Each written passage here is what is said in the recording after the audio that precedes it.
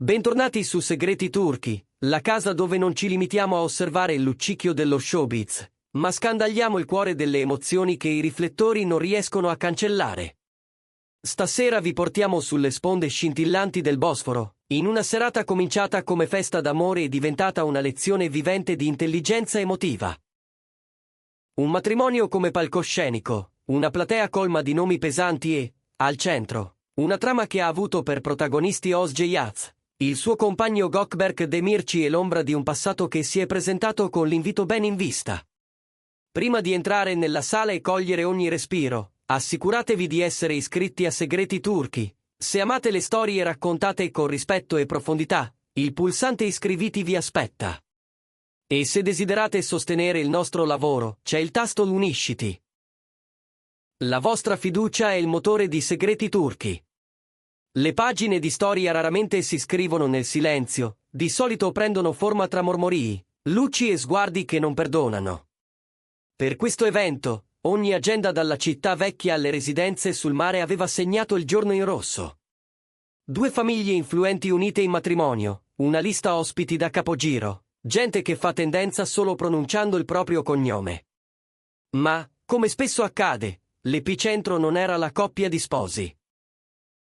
L'asse si è spostato nel momento in cui la lista degli arrivi ha svelato l'elemento imprevisto, l'ex di Özge, presente con la sua famiglia, famosa quasi quanto lui. In un contesto mondano così esposto, il passato non è un ricordo, compra il biglietto, si veste di nero elegante e brinda al tuo stesso tavolo. Immaginate il quadro, profumi intensi, sorrisi trattenuti, promesse di eternità che si fondono con i ritmi dell'orchestra. E a pochi metri siede chi ha avuto in mano la mappa del tuo cuore. Tutta materia perfetta per un disastro annunciato. Ma per Özge Yaz e Gökberk Demirci questa non è stata una trappola, bensì una tela bianca da riempire con gesti precisi. Niente comunicati, nessun proclama, soltanto comportamento. Un modo di voltare pagina che si vede, più che si racconta. Partiamo dall'architettura dell'ingresso. Quando Özge è scesa dall'auto non ha camminato, ha tracciato una linea. Abito dalle linee pulite e taglio impeccabile, niente eccessi, un'eleganza che non grida ma inevitabilmente attrae. In un'epoca di paillette urlanti, lei ha scelto il sussurro. Il trucco era un inno alla leggerezza, niente maschere, solo luce posata dove serve. Tutto in lei parlava di calma, quasi una contromelodia rispetto al coro di attese malevole. Non aveva bisogno di catturare sguardi, li orientava con la sola presenza. Accanto a lei, Gökberk non come accessorio, ma come roccia. La sua non era la postura di chi vuole marcare il territorio, errore in cui tanti cadono quando l'ex è nei paraggi, bensì la dichiarazione di una vera partnership. Dallo scoppio dei flash al saluto educato ai padroni di casa, passando per strette di mano e sorrisi calibrati, tra i due scorreva un linguaggio invisibile, microespressioni che contenevano pagine intere, sorrisi scambiati sul bordo del calice, frasi sussurrate che costruivano una stanza tutta loro in mezzo alla folla. Sembravano muoversi in un campo minato avendo la mappa stampata sulla pelle. Poi, il momento sul quale tutti trattengono il respiro. L'ex varca la soglia, con la famiglia al seguito. In quei contesti, il passato si fa sostanza, non resta nei ricordi, si siede, ordina champagne e aspetta la tua reazione. Un'onda silenziosa attraversa il salone, gli sguardi vanno a lui, poi tornano a Özge, scivolano su Gökberk. Conversazioni interrotte a metà, calici sospesi. Il brivido del voyeurismo si posa sulle tovaglie come polvere d'oro. Ci sarà un tremito?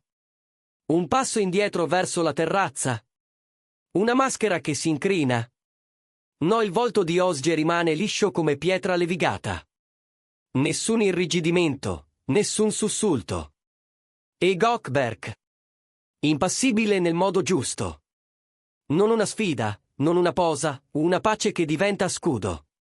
La barriera che ha eretto attorno a lei non era fatta di muscoli, ma di centratura. Il messaggio era chiaro.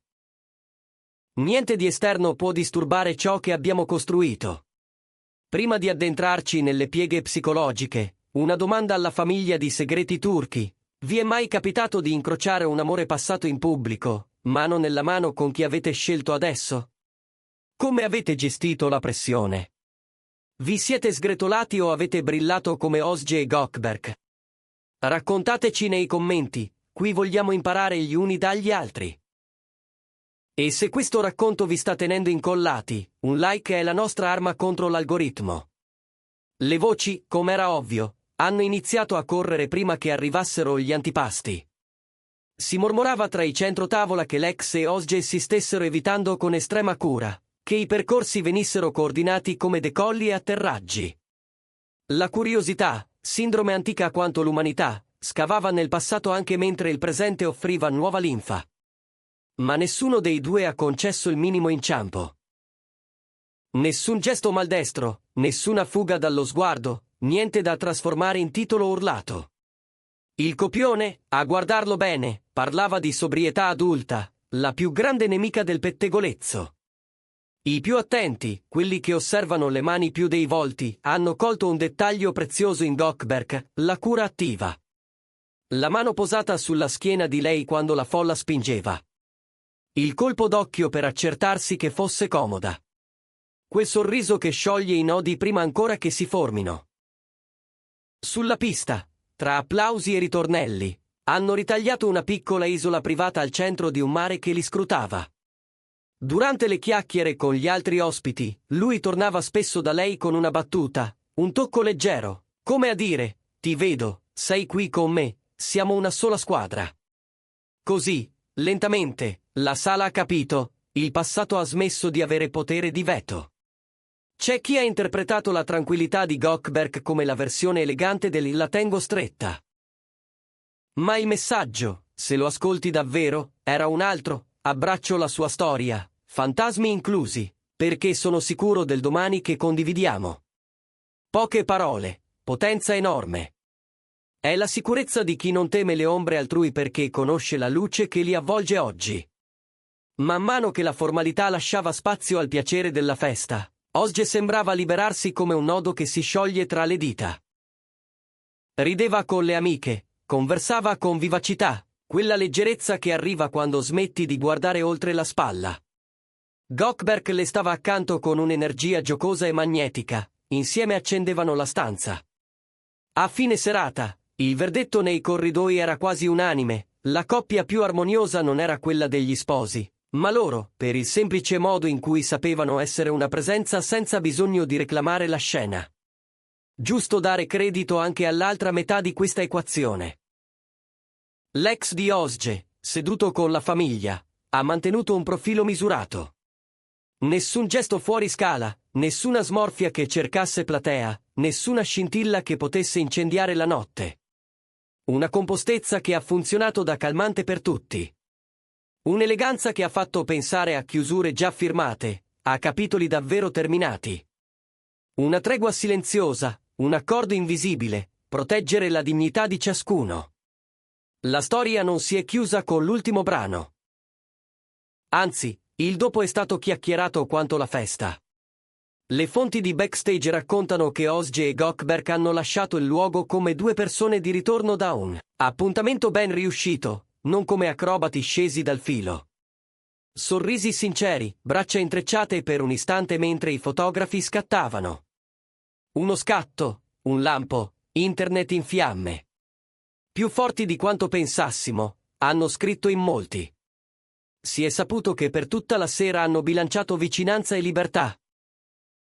Lei con le sue amiche, lui con i suoi, poi eccoli di nuovo insieme, senza ansie, come se la stanza li richiamasse l'uno all'altra con una bussola segreta.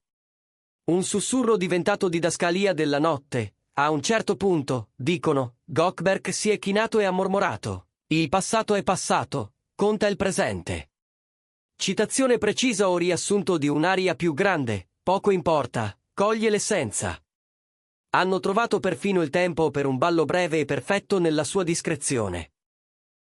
Passi sincronizzati, ritmo condiviso, un microcosmo che non cercava il favore delle camere ma il proprio respiro.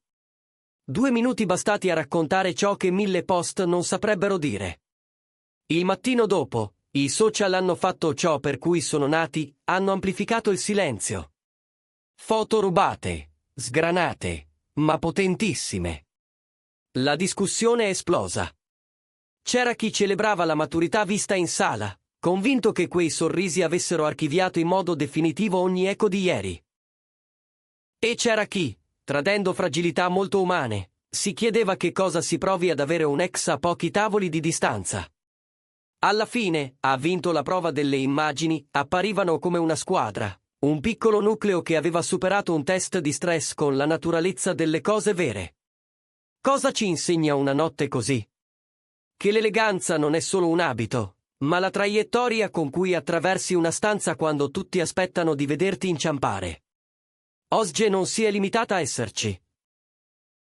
Ha navigato tra inneschi vecchi e fari nuovi senza calpestare una sola mina. E Gökberk non l'ha accompagnata, l'ha accolta, porto sicuro, non gabbia. Il passato stava seduto a qualche tavolo di distanza con giacca e cravatta, il presente, invece, danzava al centro della sala, aperto verso un futuro che, a guardarlo bene, stasera sembrava più vicino. Vogliamo sentire la vostra. Pensate che questa serata dimostri che Osge Yaz e Gökberk Demirci siano davvero pronti a giocare sul lungo periodo? E chi vorreste che raccontassimo la prossima volta qui su Segreti Turchi? Vi tenta un tuffo nella dinamica di Afra Saraciolu e Mert Ramazan Demir? O forse una corsa dentro il mondo nascosto di Dimetos Demir? Ditecelo nei commenti. Grazie per aver trascorso con noi questo tempo. Se la nostra lente, che guarda oltre i titoli, vi è piaciuta, ricordate di mettere mi piace, condividere e iscrivervi. E se volete far parte del nostro circolo più vicino, cliccate su Unisciti per sostenerci direttamente. Alla prossima, con una piccola verità da tenere a mente, la vendetta migliore non è un urlo, ma una vita serena.